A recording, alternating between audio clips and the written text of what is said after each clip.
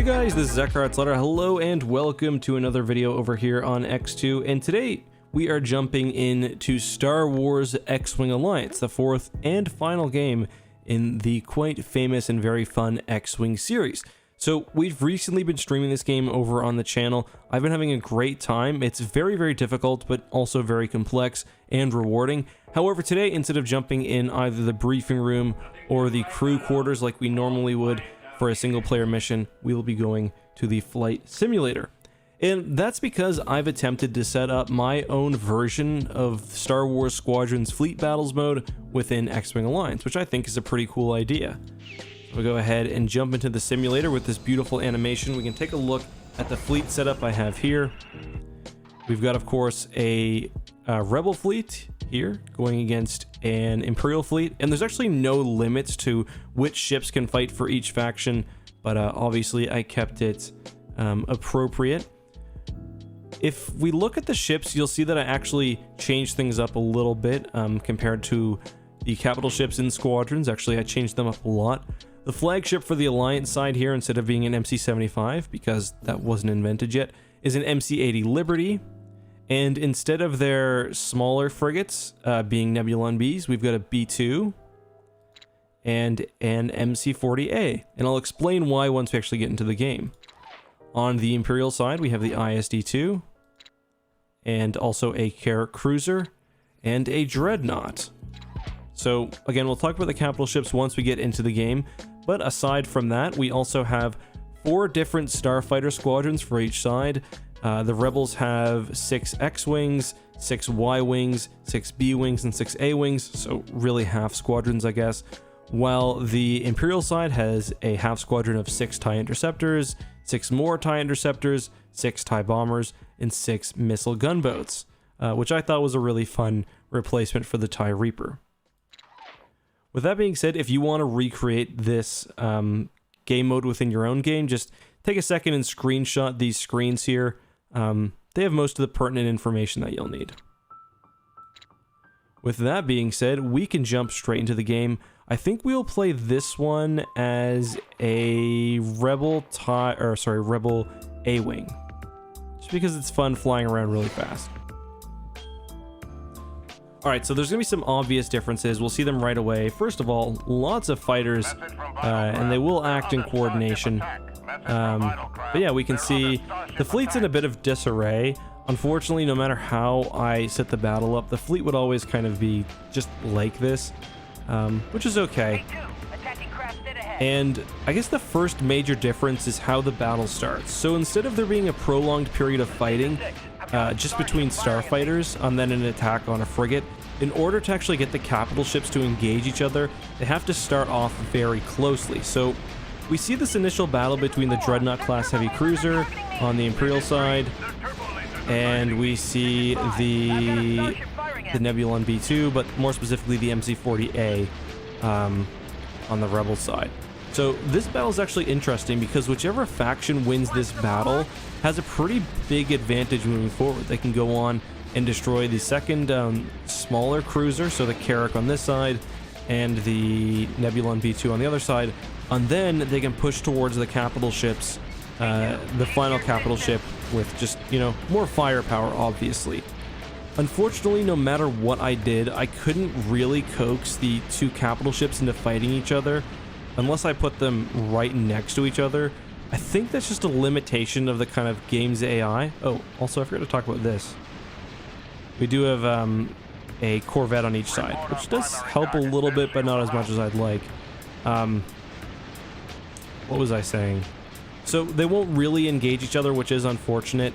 However, I think if I really want to get into this and make a further kind of advancement on this, we could go into the custom scenario editor for X-Wing Alliance, which exists, I think, as an external program. So that could be kind of cool. I don't know why the Star Destroyer is not taking any shots at me, but that's another thing. The AI I'm always kind of trying to deal with. Like, I purposely made AI fighters more effective, and especially bombers, because they're really what moves forward the game. What's going on with these two cruisers here? think that's actually might be damaging its shield a little bit, being that close to the other ship's engine wash. Either way, it's interesting because it does kind of play out in the same way, in that, yeah, you've got these dedicated craft. You win kind of... Attacking the final capital ship probably isn't the best move because you can get more support from your own capital ships if you kind of help out with this battle here. Now, obviously, the way I have it balanced now, the rebels swept pretty cleanly. I think this MC-40A might be a little too powerful. I think after I play through this, maybe I will try swapping it to an assault frigate, which is kind of like the rebels version of a dreadnought, so that might be better anyway. Yeah, right now you can see, obviously, the rebel side is winning fairly handedly. We've got most of the fighter advantage, so I think what I will do is take a second, make some balancing, because yeah, let's just take a look at the map here. Yeah, we're dominating pretty much everywhere. So what I might do is switch one of these TIE Interceptor squadrons out with TIE Defenders, and I will switch the rebel MC-40A out for an assault frigate, and we will come back and we will run this again, and this time I'll be in a B-wing. Alright, we are back. So instead of playing as the rebels again, I thought it'd be fun to pop in as the Imperial missile boat, kind of an even heavier version of the B-wing, just kind of to see if we did enough to change around our fortunes here, especially when we have a player-controlled character actually trying rather than flying around this time. And I think our first step is going to just be to blind fire an ass load of missiles, and let's link our missiles into this assault frigate, see if we can't help break through the first line here, and then eventually push towards the how are we doing? And then eventually push forward to the capital ship a bit stronger. Another thing that's kind of interesting, that's kind of like Squadrons AI, is that the game actually will spawn you... Okay. The game actually will spawn you in groups. Oh, engine wash damage. So, I mean, if you were really being kind of competitive with this somehow, losing a starfighter squadron is a kind of a pretty big detriment, because it means that you're not going to have... Nice, we helped. That get destroyed. We should be able to push through. I love the look of the dreadnought in this mod as well.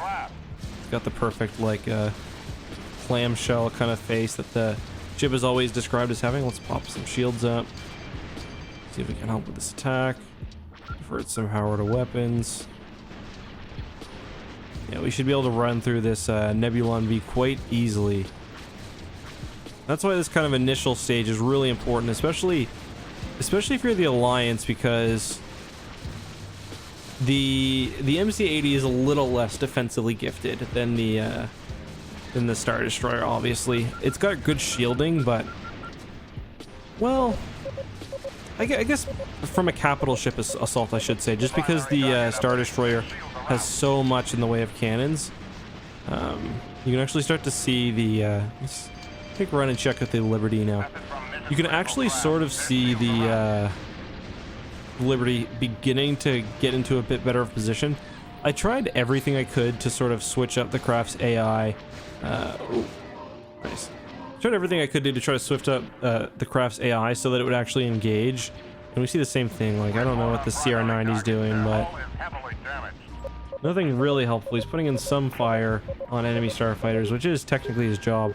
But I might change his behavior to protect instead of strike at starfighters. That could help. Who knows, though. It does seem to me, too, like the more craft you get on screen, the kind of less effective the AI is. Like, the fact that I was able to make that run, and, like, I can make a run at... I'm being locked on by something. Where's that coming from? Do I have countermeasures on? Nope, I don't. Listen, I'm trying to record a video. Very rude. Pull up. Oh, okay, we got hit. Sorry to all my Disney viewers at home. Trust me, I feel the same.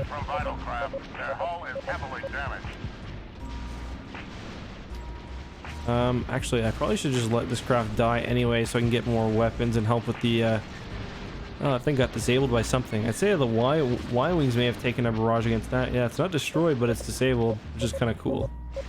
Our Lancer's actually somewhat involved, I guess. There could be. One option to make things more kind of... Oh, we got a B-Wing run, or sorry, a TIE Bomber run now on the... I'll help out. Oh, I got no missiles left. Yeah, TIE Bomber run on the Liberty here. How's it doing for shield? Still 96. I'm just gonna run into it and get some more missiles. I'm not sure if within skirmish there's like an easy way to resupply or not, but or even change ships, because that would make this game mode a little more interesting too. I do think, even though I'd say we're having kind of mixed success here, I do think that this kind of game mode has a lot of potential, especially with, like, honestly, if we put the Star Destroyer and the Liberty together, they would fully duke it out. It's just right now, because they are so far away, even though we're on the smallest map possible and they're like both top 3 close slots, they're not really doing anything, and that's what I'd like to see more of. The problem is, if you put them too close together, then the ISD dominates. So this might be something where, if you guys are interested, maybe I can take a look at... Oh, that is definitely Earth. Okay. Message from Vital Craft. They're under Starfighter attack. I think it's Earth. What am I looking at here? Yeah, anyway. So I kind of just flew away from the battle gazing. If you guys are interested, maybe this is something where I could try to learn how to... How did I not... I'll try to learn how to make things better in the custom battle scenario. And then make some better battles. So this is okay, but I'd say not great. I honestly think you're better off using the skirmish in this, just to kind of hone your skills against enemy fighters. Let's see if I can take one down. A-Wing, alright. I got no shields, I got no weapons, so I've just been flying here.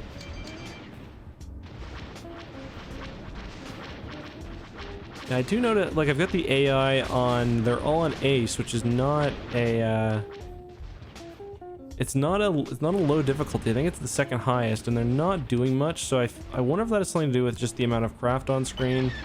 I'm not sure what it is. Diving now. Alright. Okay, guys, with that, I'm gonna call our project a quasi-success. Not great, not awful. I mean, there are some cool scenes. Let's just... I'm gonna try one thing. One last thing here, guys. I'll be right back. Alright, we've popped back in this time, and the main difference is, just to show you guys what happens when you put the two proper capital ships right next to each other. We can see that the MC-80 and the ISD-2 are actually now properly having words. Look at these. Can I fly? Hold on. And I'm flying a TIE Defender, by the way, because why not? For the last... Okay, you can actually fly in there and die. Cool. I mean... It's exciting. We got the craft properly, you know, engaging each other. The only problem with this is, as a player, you're not going to be around enough, or starfighters generally probably aren't going to be around enough to make any sort of impact on the battle. But I mean, it still looks really cool. Got our missile boats doing runs on the Liberty. Not doing much with my lasers, but if we go and link everything, there's a lot of firepower. That's an ion, or 2 ion cannons and 2 laser cannons. So, right, let's go back to the battle.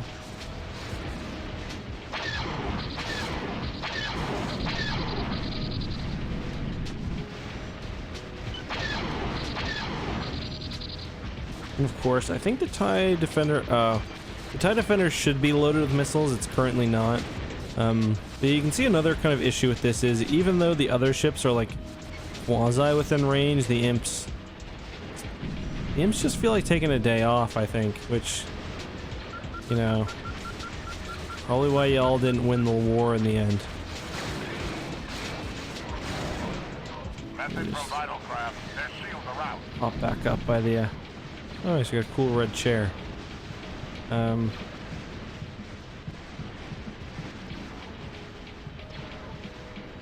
do love the scene of just like the ties coming in, bombers in this case.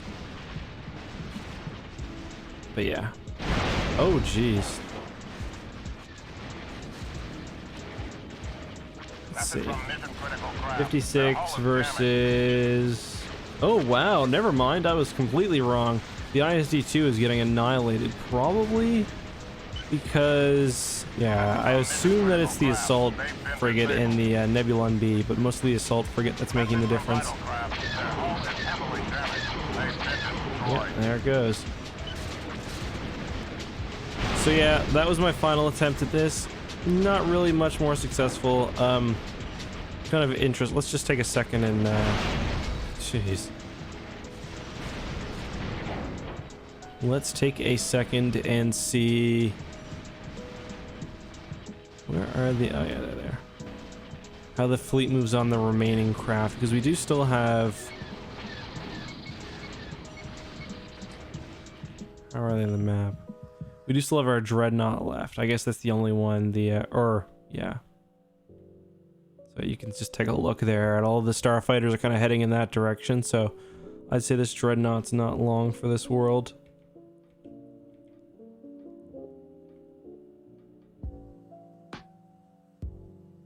Yeah, that's my attempt, guys. I hope you enjoyed. This was fun. I mean, I think we could do better. If you guys want to see that. Oh no, look, both our ships are still around. That's our Carrack there and our Lancer. So we're still around. It's just like the AI is so weird. Like, I'm surprised that Liberty is not within attacking range of these ships, especially because it's got the AI behavior to attack enemy vessels. I kind of feel like the AI behavior for the capital ships does nothing. It makes the fighters single-minded. Like, you'll see this this TIE bomber here will make, unless he gets scared off, he'll make a run at an enemy capital ship. Yeah, LCRS, Liberty Cruiser, I guess. Is that? Yeah. Oh yeah, Liberty Cruiser there. So he'll continue to make runs at the Liberty. Unless he's dissuaded by being almost killed or whatever else. And then it's very rarely that he'll actually engage in starfighter combat. So what I did here is I have the fighters set to engage other fighters and the bombers set to, well, you know, bomb. But guys, I think we're going to leave it at that for today. Hope you enjoyed this video. Hope you guys would like to see more X-Wing Alliance coverage, because I am having a great time with this game. Let's drive into the engines, and until next time, may the Force be with you. And I somehow survived that.